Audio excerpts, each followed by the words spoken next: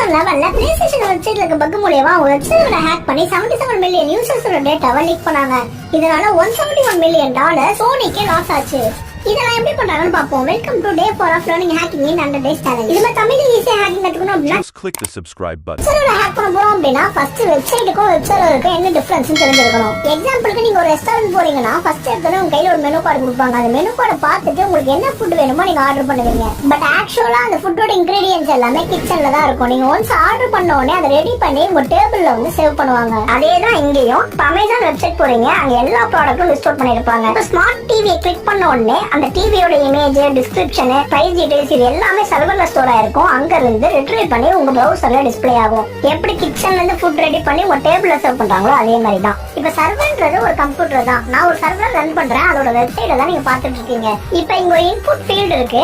இதுல நான் IP address கொடுத்தா அந்த சர்வர்ல போய் பிங் பண்ணி அதோட